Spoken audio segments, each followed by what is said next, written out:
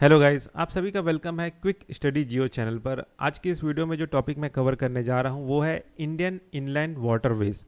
ठीक है, तो ये क्या है, अभी कितना उसका क्षमता है, क्या चल रहा है, इंडियन इनलैंड वाटरवेज का जो कंडीशन है वो क्या है, उसको इस वीडियो में हम जानेंगे। तो चलिए शुरू करते हैं। India recorded on all time high of 145.5 million metric tonne cargo movement through inland waterways in financial year 2024-25, up from just 18.1 million metric ton in financial year 2013 से लेके 14.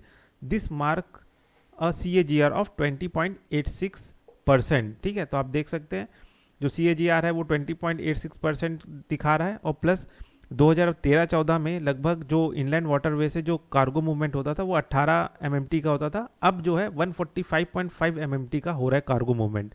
ठीक है, मतलब इतने वेट का अब कार्गो मूवमेंट हो रहा है, मतलब इनलैंड वाटरवेज का अब इस्तेमाल बहुत बढ़ गया है, ज़्यादा बढ़ गया है।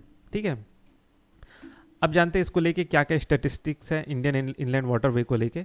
कार्गो ट्रैफिक इंक्रीज्ड फ्रॉम, तो ये वही चीज़ है, इंक्रीज हो गया है 18 से बढ़कर 145 मिलियन मेट्रिक टन तक चला गया है। National waterway expanded from 5 to 111, मतलब पहले जब वाटरवेज था नेशनल वाटरवे 2014 में 5 था, अब 111 हो गया है ना, अंडर नेशनल वाटरवे एक्ट 2016 में। ठीक है, तो इस एक्ट के तहत में लगभग जो है आपका वाटरवे जो है नेशनल वाटरवे 111 हो गया। इसको आप कोट करके लिख सकते हैं, एग्जाम्पल में लिख सकते हैं, है ना। Operational length increased from 2716 kilometre जो कि 14-15 में था, अब 4894 किलोमीटर हो गया 23-24 में। पैसेंजर मूवमेंट भी 1.61 करोड़ हो गया है फाइनेंशियल ईयर 2023-24 में देखा जाए तो, मतलब इतना अब पैसेंजर भी मूवमेंट कर रहे हैं। टॉप जो कमोडिटी है जो मूव किया जाता है एक जगह से दूसरी जगह लाने ले जाने के लिए, वो क्या क्या है, coal, iron ore, sand, fly ash. ठीक है, जो कि 68% ऑफ कार्गो इसी से ही रहता है। तो क्या क्या अचीवमेंट हमने पाया है इनलैंड वाटरवेज में। Digital innovation, LADIS, PANI and CAR D मिर्स, improved navigational safety and efficiency. तो ये सारे डिजिटल चीज़ों का इस्तेमाल करके हम सेफ्टी और इफिशिएंसी को बढ़ाए हैं इनलैंड वाटरवेज में। इंफ्रास्ट्रक्चर प्रूस 3 million metric tonne Varanasi, Sahibganj, Haldia 1 metric tonne जो है आपका Kalughat, community jetties, green vessel introduce. तो ये सारे चीज़ जो है इंफ्रास्ट्रक्चर वहाँ पे बने हैं, और इतना सब मतलब मेट्रिक टन का, मिलियन मेट्रिक टन का जो कार्गो है वो मूव हो रहा है। ठीक है, policy milestone, launch of Jalvahak scheme, extension of tonnage tax to inland vessel. ठीक है, ग्लोबल मॉडल्स, IWT जो है inland water transport seen as a cost effective and sustainable alternative to rail road. ठीक है, मतलब जो रेल और रोड के जरिए जो हम सामान पहुंचाते थे वो ज़्यादा महंगा पड़ता था एज़ कम्पेयर टू पानी के जरिए, तो ये भी एक अच्छा हुआ है। तो ये सारा अचीवमेंट हमने पाया है।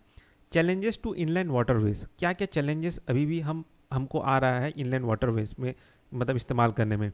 स्पार्स इंडस्ट्रियल हब्स, मतलब ये कहा जा रहा है कि lack of major industrial near waterway, reduce flight volume affecting viability of inland water transport corridors. मतलब ये कहा जा रहा है कि हम चलो पानी से एक जगह से दूसरे जगह तो पहुंच जा रहे हैं, लेकिन वो जो जगह है वो कहीं ना कहीं अटका है, वो मेन जगह तक वो पानी का जो सुविधा है वो पहुंचा नहीं है। अगर मान के चलिए मेरे को एक जगह से दूसरी जगह तक लाना ले जाना है, लेकिन वहाँ पे कोई वाटर वे है ही नहीं, तो ये एक प्रॉब्लम है। ठीक है, और ज़रूरी नहीं कि वाटर जो वे है उसी के आसपास में ही इंडस्ट्रियल हब हो, तो ये भी नहीं है, सब मतलब अलग अलग फैला हुआ है, तो ये एक प्रॉब्लम है।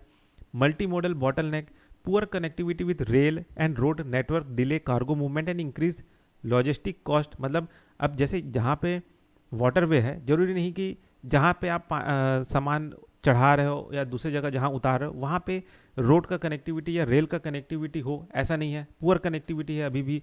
तो इससे क्या होता है कि सामान तो पहुंच जाता है लेकिन वहाँ पे इकट्ठा होकर बस लटका रहता है, तो ये हो जा रहा है।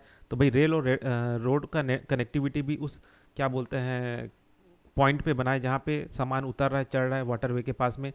सीजनल डेप्थ फ्लक्चुएशन, ठीक है, अब यहाँ पे क्या हो रहा है कि सीजन के अनुसार यहाँ पे पानी का भी जो वाटर लेवल है वो चढ़ता और गिरता रहता है। ठीक है, तो ये एक प्रॉब्लम है। एनवायरमेंटल कंसर्न आ जाता है कि जो एक्वेटिक इकोसिस्टम है उसको ये जो लार्ज स्केल का जो ड्रेजिंग हो रहा है, ठीक है, इससे उसको नुकसान हो सकता है। ठीक है, तो ये एक चीज़ है, बायोडाइवर्सिटी को लॉस हो सकता है।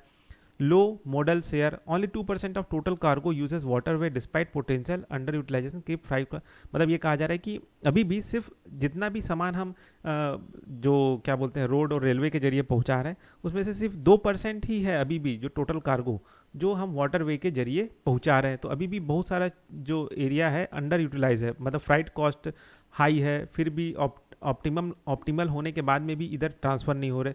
तो ये एक प्रॉब्लम है ना। अब आगे क्या करना चाहिए?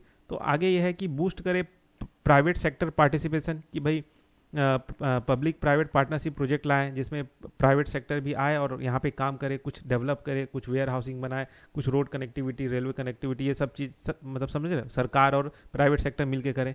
Capacity building, train inland vessel crew, logistic staff, ठीक है, मतलब जो भी ये वेजल चला रहे हैं, जो भी स्टाफ इन सब चीज़ को संभाल रहे हैं, जो भी पोर्ट को ऑपरेट कर रहे हैं, उनको ट्रेन किया जाए ताकि ऑपरेशनल रेडीनेस रहे, सेफ्टी रहे, इंप्रूव होए, ठीक है। एनवायरमेंटल नॉर्म्स को भी देखा जाए कि भाई ऐसा नहीं कि बस चलाए जा रहे हैं, गंदगी फैलाए जा रहे हैं, बायोडाइवर्सिटी को नुकसान पहुंचाए जा रहे हैं, ठीक है, एक्वेटिक सिस्टम इकोसिस्टम है उसको नुकसान पहुंचा रहे हैं, ऐसा नहीं होना चाहिए, ठीक है। अवेयरनेस कैंपेन भी चलाएं कि ये जो इनलैंड वाटरवे है ये बहुत अच्छा है, बेनिफिट है, ठीक है। साथ ही साथ जो क्या बोलते हैं आप सामान जो है कार्गो है रेल और रोड से ना पहुंचा के आप क्या बोलते हैं वाटरवे के जरिए पहुंचाने का काम करें। तो ये चीज़ है, इससे क्या होगा, जो कार्बन फुटप्रिंट है वो भी कम होगा, ठीक है, फॉसिल फ्यूल कम जलेगा, तो और जो क्रूड ऑयल हम डिपेंडेंट है इंपोर्ट करने पे, ठीक है, तो वो चीज़ उस पर पैसा हमारा कम लगेगा। Expand multi modal hubs, develop integrated logistic park linking waterway and highway and rail to streamline end to end transport. मतलब ये कहा जा रहा है कि वाटरवे जहाँ पे सामान चढ़ रहा है और दूसरी जगह जहाँ पे सामान उतर रहा है, तो इन जगहों को, इन सब पोर्ट को हाईवे और रेल से स्ट्रीमलाइन कनेक्टिविटी दिया जाए ताकि आसानी से अगर किसी को सामान पहुँचाना है या सामान वहाँ से लेके आना है तो आराम से एंड टू एंड ट्रांसपोर्ट सही ढंग से अवेलेबल हो, ठीक है। तो ये सारे जो है काम करने के बाद काम करेंगे तो इनलैंड वाटरवेज जो है और ज़्यादा इम्प्रूव होगा, और ज़्यादा यहाँ पे क्या बोलते हैं आपका जो सामान का जो मूवमेंट है, कार्गो मूवमेंट है, वो और बढ़ेगा, ठीक है। तो बस इस वीडियो में इतना ही, फिर मिलते हैं नेक्स्ट वीडियो में।